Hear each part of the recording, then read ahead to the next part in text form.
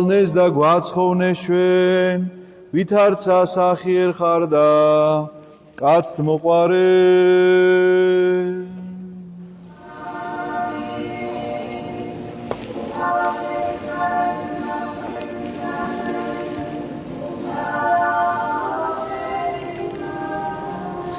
სახელითა მამისათა და ძისათა და წმიდისა სულისათა, ჩვენთან არს ღმერთი. ყველას გილოცავთ დღევანდელ დღეს, ღმერთმა მრავალს დაგასროთ თქვენ და სრულიად საქართველო. ამინ. ეს წიგნი ესე უნდა გადავშალო, რომ დაინახოთ თქვენ რა წიგნი. რა წიგნი უნდა გეჭიროთ ყველაზე ხშირად ხელში. ხო არის ის სარეკლამო აგენტები, რომ რაღაცებს გამუდმებულად არეკლამებენ და მე გადავწყვიტე დღეს ვისაუბრო სამოციქულოზე, იმიტომ რომ აღვადგინოთ ჩვენი ტრადიცია. სახარებების შესახებ საუბრობდით ხოლმე და სამოციქულოებს ჩაურთავდით ხოლმე შიგადაშიგ და ესე რაღაცა მონაცვლეობით, ხან სახარებაზე რო ვთქვა და ხან სამოციქულოზე. დღეს პავლე მოციქულის ეპისტოლე იქნა წაკითხული, ეს არის მეათე თავის პირველი 10 მუხლი, მეათე თავის პირველი 10 მუხლი, რომელიც მე მინდა წაგიკითხოთ თანამედროვე ქართულად, რომ თქვენთვის მისი შინაარსი კიდევ უფრო მეტად გასაგები იყოს და ძალიან მნიშვნელოვანი ეპისტოლეა. ზოგადად ყველა ეპისტოლე მნიშვნელოვანია, მაგრამ არის რაღაცა განსაკუთრებული ადგილები თვითონ ეპისტოლეში, რომელსაც უნდა მიექცეს განსაკუთრებული ყურადღება თითოეული ჩვენგანისგან. ასე რომ დავიწყოთ. ასე წერს პავლე მოციქული, ასე იწყება მეათე თავი. ძმებო, ჩემი გულის სურვილი და ჩემი ვედრება ღმერთისადმი ისრაელისთვისა, რათა გადარჩნენ. ესე იგი, პავლე განსაკუთრებულად ლოცულობს ებრაელი ერისთვის, რომ გადარჩნენ. უფრო მეცაც გეტყვით, პავლე ამბობს, ზადვარ ჯოჯოხეთში წავიდე, ოღონდ ჩემი ერი გადარჩესო. ქრისტესგან მოკვეთილი ვიყო. ქრისტესგან მოკვეთა რა არის, ჯოჯოხეთის სხვა მეტი კი არაფერი არ არის. მოკვეთილი ვიყო ქრისტესგან ამისთვის ზადვარო, ოღონდ ჩემი ერი გადარჩესო. ამიტომაც ეს ეპისტოლე ახლა როგორც იწყება, თითოეული ჩვენგანისთვის უკვე გაკვეთილია. პირველივე წინადადება, გახლავთ ძალიან დიდი გაკვეთილი, რომ რაღაცა გარკვეული პასუხისმგებლობები თითოეულ ჩვენგვანს გვაკისრია, როგორც მორწმუნეს. როგორც მორწმუნე ქართველს, თუნდაც ესე ვთქვათ. ეს უპირველესი პასუხისმგებლობა, იცით რა არის? პასუხისმგებლობა საკუთარი თავის მიმართ. რომ ასე წერია შენი საკუთარი სულის მიმართ პასუხისმგებლობის შესახებ. სახარებაში ასე წერია. ყველაფერი რომ შეიძინო და სული წარიწყმიდო, რაში გჭირდება ეს ყველაფერიო? ესე იგი, სულის გადასარჩენად ადამიანმა უნდა გააკეთო ყველაფერი. ეს იმას ნიშნავს, რომ ეს პასუხისმგებლობა უნდა გქონდეს გათვითცნობიერებული, რომ სულის გადასარჩენად მე უნდა ვიშრომო და ვიზრუნო. მეორე პასუხისმგებლობა ასევე წერია, რომ შენი ოჯახის მოვლა პატრონობაზე აუცილებლად უნდა აიღო პასუხისმგებლობა. ვინც არ ზრუნავს თავის ოჯახს, მინდა წერილის სიტყვებს მოგახსენებთ ეხლა მე სულ. ვინც არ ზრუნავს თავის ოჯახზე და ახლობლებზე, ის წარმართზე უარესიაო. ასე წერია წმინდა წერილში. მესამე პასუხისმგებლობა არის შენი ერის წინაშე. აი რასაც ამბობს ახლა პავლე მოციქული და განსაკუთრებულად ლოცულობს, რომ ოღონდაცო ჩემს ლოცვებში გულის სურვილი და ჩემი ვედრება ღმერთისადმი ისრაელისთვისა, რათა გადარჩნენ. ისრაელი ვინ არის? საღვთო ერი, ებრაელთა ერზე არის საუბარი. ამიტომაც თითოეულ ჩვენგვანს პირდაპირ ამ წინადადებაშივე ამ პასუხისმგებლობაზე შეგახსენებს, ამ პასუხისმგებლობაზე გელაპარაკება მოციქული, რომ შენი ერისთვის მარტო განკითხვა თუ გემეტება, არ ხარ შენ ესე იგი მორწმუნე ადამიანი და ღვთისმოყვარე ადამიანი, იმიტომ რომ ლოცვით უნდა იწყებოდეს ეს ყველაფერი. თუ ლოცვით არ იწყება, თუ ვედრებით არ იწყება, რომ შენი ერის გადარჩენის შესახებ არ ევედრები, ვინ ახარ მაშინ შენ? ჩვენი პატრიარქი ნეტარხსენებული ილია მეორე, აი ვრცელდებოდა ვიდეოები განსაკუთრებით მისი გარდაცვალების შემდგომ და გახსოვთ ერთხელ ასეთი რამ თქვა. პირველ რიგში უნდა ევედრო საქართველოსთვისო. საქართველოსთვის რას ნიშნავს? თაგორებისთვის და მდინარეებისთვის? არა, ქართველი ხალხისთვის, ამაზეა ლაპარაკი. ამის მერე უნდა ევედრო საკუთარი თავისთვისო ღმერთსო და მერე ბოლოში მეც გამიხსენეთო. აი ესეთი ვიდეო ვრცელდებოდა ძალიან. ეს რა თქმა უნდა პატრიარქმას წაკითხულიც ჰქონდა და გააზრებულიც ეს ყოველივე, მაგრამ ეს მისი შინაგანი სულიერი მდგომარეობა იყო. ასე იწყებოდა მისი ყოველი ლოცვა ქართველი ერისთვის. ამიტომაც უნდა მიუბაძოთ მოციქულს და მიუბაძოთ ახალ მოციქულს, რომელიც ღმერთმა გამოგვიგზავნა მისი სახით. ილია მეორეს გულისხმობ უნებრივია. ვუმოწმებ მათ, რომ აქვთ გულმოდგინება ღმერთისადმი, მაგრამ არასწორი შემეცნების საფუძველზე, რადგან ღმერთის სიმართლე ვერ შეიცნეს და ცდილობდნენ საკუთარი სიმართლის დადგენას. რას გულისხმობს ეს მუხლები, იცით რომ აქვთ გულმოდგინება, მართლა აქვთ ებრაელებს გულმოდგინება. გახსოვთ ის ფარისეველი რო შედის ტაძარში და ამბობს რომ ორგზის ვიმარხავ და შესაწირავს ამდენს ვაკეთებ და სინაგოგაში ლოცვას არ ვასწენ. თქვენ გონიათ ტყუ ის აბსოლუტურად ყველაფერს ზედმიწევნით ასრულებს. ოღონდ პრობლემა იცით რა არის, რომ როდესაც რაღაცას ასრულებ და ამიტომ რომ გონია რომ ესე იგი ღირსი ხარ ამის გამო. აი როგორი დამოკიდებულება არის, იცით რომ ღმერთის მოწყალებას გამორიცხავ. ღმერთის როლს საერთოდ უგულებელყოფ, როგორც კი საკუთარ თავს მიაწერ ნებისმიერ რაღაცა დამსახურებას.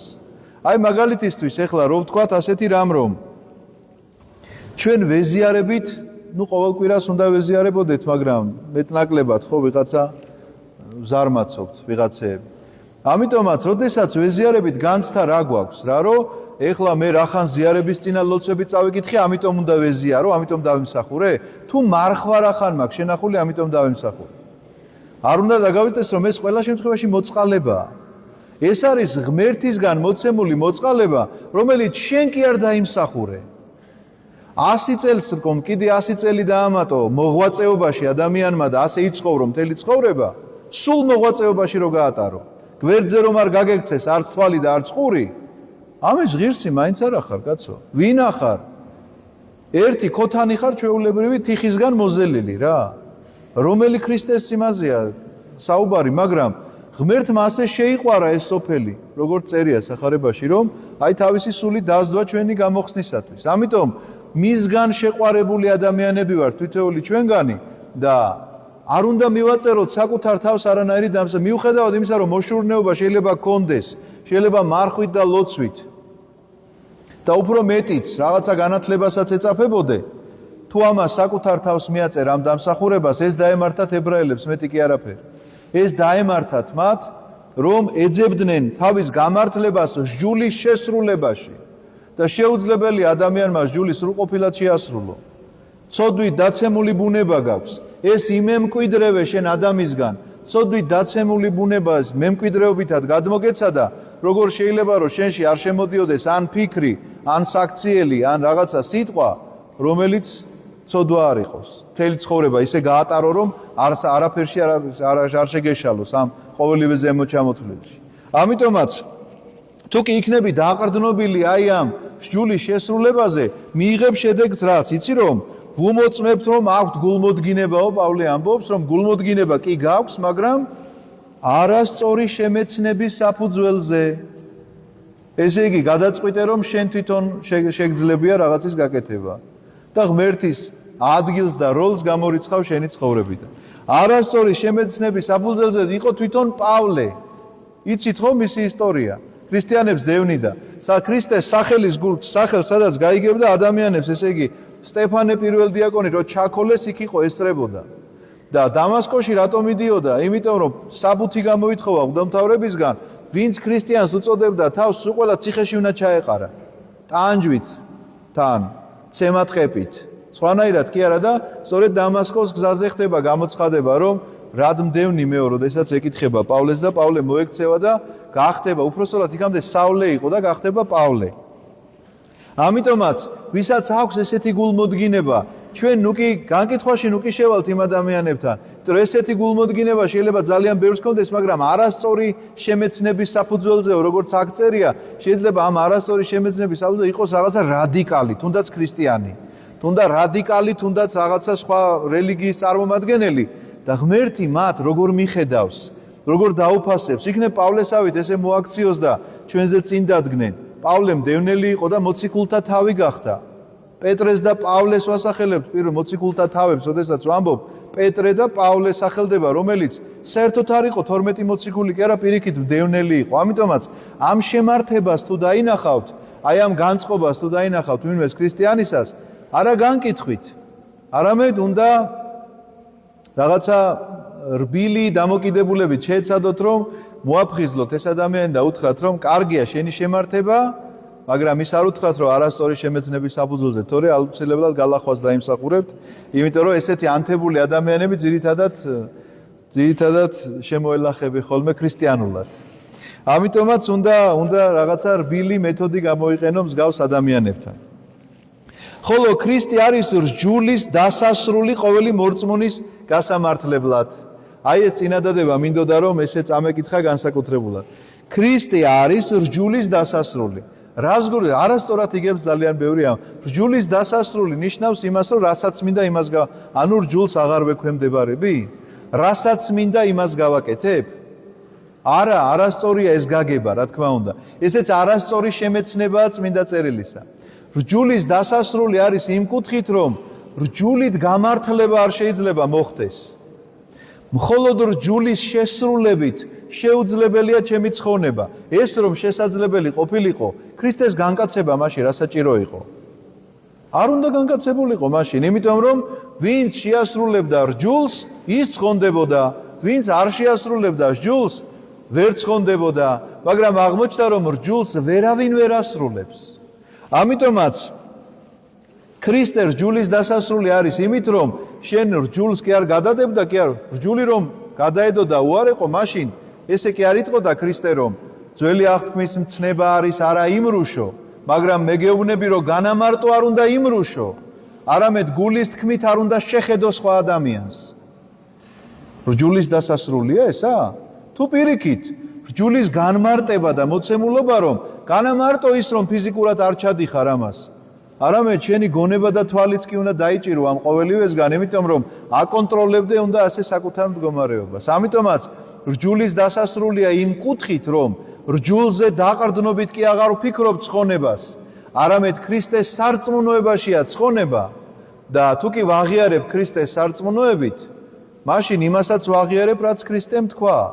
თორემ მარტო თქვა იმისა, რომ უი ქრისტე ღმერთი კი გადამრჩენელია, მაგრამ შენ არ თანამონაწილეობდე შენი გადარჩენის საქმეში, მაშინ გამოდის რომ ქრისტემ შენზე უნდა იძალადოს.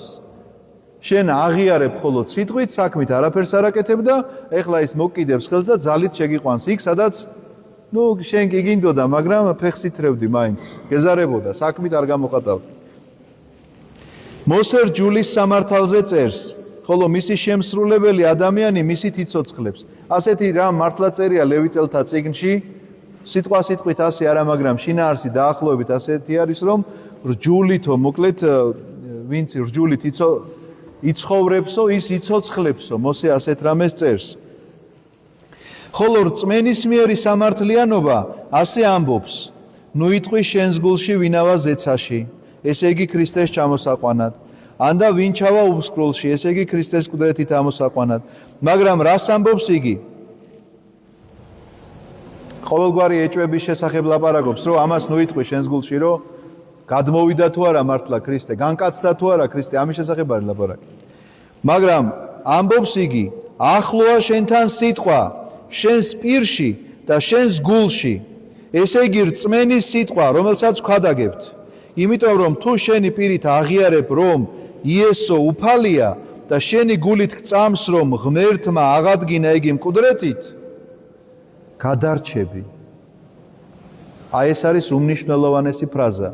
ვერც ძველ აღთქმაში და ვერც ახალ აღთქმაში მსგავს ფრაზას თქვენ ვერ ნახავთ, რომ ასე გადარჩენის შესახებ ასეთი სწავლება იყოს. ამიტომ ფორმულირებაა პირდაპირ მოცემული. ნახეთ როგორ თუ შენი პირით აღიარებ, რომ იესო უფალია და შენი გულით გწამს, რომ ღმერთმა აღადგინა იგი მკვდრეთით, გადარჩები. რას გულისხმობს ახლა ეს სიტყვა, უნდა გავშალოთ ესეც. პირველ რიგში პირით აღიარო უნდა ის, რასაც გულში გრძნობს და განიცდი ადამიანი. ხოლო პირით აღიარება ახლა შეიძლება რაღაცა თქვა, რომელზედაც საერთოდ არც კი ფიქრობდი, არა. აქ ლაპარაკია, რომ მთელი შენი შეგნება აქვს თუ არა მოცული ამ განცდას. რომ იესოს განკაცებისა გწამს, მისი მკვდრეთით აღდგომისა გჯერა, აი ამ სარწმუნოებაზეა დაფუძნებული შენი გადარჩენა. არ რჯულის შესრულებაზე, არამედ ამ სარწმუნოებაზე, იმიტომ რომ იესომ გადარჩენა მოიტანა თავისი მკვდრეთით აღდგომით. ამიტომაც მე თუ მჯერა და ეჭვი არ მეპარება მის მკვდრეთით აღდგომაში, მაშინ მე მას ვეთანხმები ყველა იმ მოცემულობაში, რომელიც მან მომცა, იმიტომ რომ აქ მხოლოდ სარწმუნოება კი არ არის საკმარისი, არამედ უნდა გადავშალო მაშინ, რას მეუბნება მე იესო, ამასაც მიგითითებთ, სად უნდა გადაშალოთ, მათეს სახარების მე-5, მე-6 და მე-7 თავი. ხშირად უნდა იკითხოთ ძალიან, იმიტომ რომ იქ წერია ქადაგება მთაზე, ასე ქვია ამ სამ თავს. მე-5, მე-6 და მე-7 თავი, მათეს სახარებისა. წაიკითხეთ თანამედროვე ქართულად. იქ გარკვევით წერია ქრისტეს რა სურს შენგან. იქ ქრისტე გარკვევით წერს ზნეობრივი საკითხების შესახებაც, რჯულის საკითხების შესახებაც და სხვა უამრავ რამეს, რომელსაც ადამიანს შეიძლება წარმოდგენაც კი არ ქონდა, იქ ამბობს ამ ყველაფერს. ამიტომაც თუ შენ ამბობ რომ ქრისტე განკაცდა, თუ შენ გჯერა რომ ის მკვდრეთით აღდგა, მარტო ამისი გჯერა და იმისი არ გჯერა იქ რაც თქვა? და თუ იქაც გჯერა რაც თქვა და ისე იწყებ ცხოვრებას, ეს არის გადარჩენაში თანამონაწილეობა, ჩემო ძვირფასებო, იმიტომ რომ გადარჩენა არ შეიძლება მოხდეს ერთმხრივად. ღმერთს უნდოდეს შენი გადარჩენა და შენ არ გინდოდეს, ის პატივს სცემს შენს თავისუფლებას და არ ჩაერევა. და თუ შენ გინდა თანამონაწილეობ ამ გადარჩენაში, გადარჩენის საწყისი არის მისი მკვდრეთით აღდგომა და მოსმენა იმ სიტყვებისა, რასაც ის ამბობს და გეუბნება. რადგან გულით სწამთ სიმართლე, ხოლოდ პირით აღიარებენ გადასარჩენად. გულში რაც გწამს, ამას აღიარებ პირით. რადგან წერილი ამბობს, არავინ ვისაც სწამს, იგი არ შერცხვება. ამაში არ არის განსხვავება ებრაელსა და წარმართს შორის, ეს უკვე წერს, იმიტომ რომ მაშინ ებრაელებს ესეთი წარმოდგენა ჰქონდათ, რომ მარტო თვითონ იყვნენ რჩეული და სხვა ყველა განწირული იყო და ვერავინ ვერ გადარჩებოდა მათ გარდა. რადგან ერთი უფალია ყველაზე, ის უხვია ყველასთვის, ვინც მას მოუხმობს. რადგან ყოველი უფლის სახელის, უკაცრავად, ყოველი ვინც უფლის სახელს მოუხმობს, გადარჩება. კვლავ ამის შესახებ არის ლაპარაკი. რას ნიშნავს უფლის სახელის მოხმობა? უფალო იესო ქრისტე შემიწყალე მე. ამინ. დალოცვილი გამყოფოთ ღმერთო. დიახ.